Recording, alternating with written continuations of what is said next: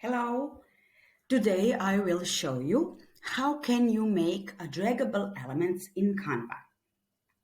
You will share to your students this template or worksheet or presentation that you make, and you will share it with the link for editing. But before you do that, this is some worksheet I found in Canva, someone's nice template. I will use it to show you how you can play with some lock elements. You can lock some elements, but after that, you can't add anything on that page, but we can go around, work around a little bit, and you can make great interactive and playing worksheets or presentations for your students. This is a worksheet where you print it. Your students need to cut out these nice spring or winter elements and put it with his glue on this nice worksheet. So we will do it interactive. First, you will add another page and drag these elements that your students need to cut out on this page, but we will drag it here. So after that, we can put it back.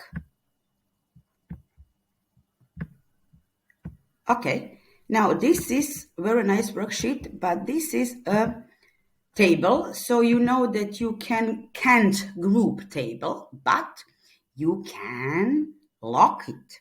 So now we will only lock the elements and the tables. We won't lock all the page. So now we will click on the three dots and lock it. Now this part of your design is not locked. And when you click on that, you can add something on it. So I will add text. I will click it here and add text. Okay. Now this is all locked. I can't move it. But if you want your students to answer and don't move the elements on your design, then you will do it just like this. And now he can answer here.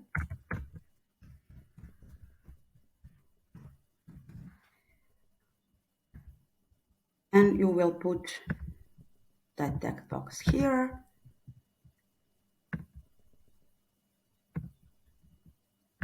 If you want your student to answer the question.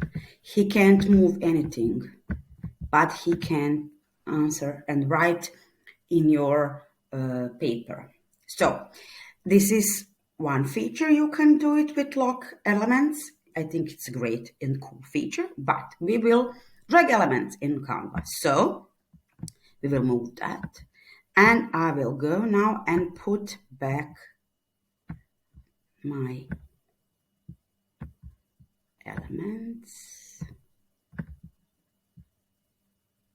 So you share your worksheet, your presentation with your students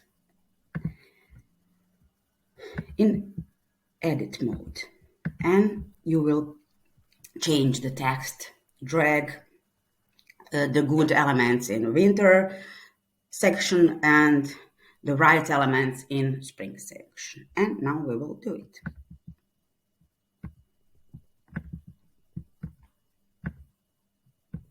And spring section. So this is it. I hope you like it, and I hope you will use it in your classroom and play with your students. This is all for now. Bye.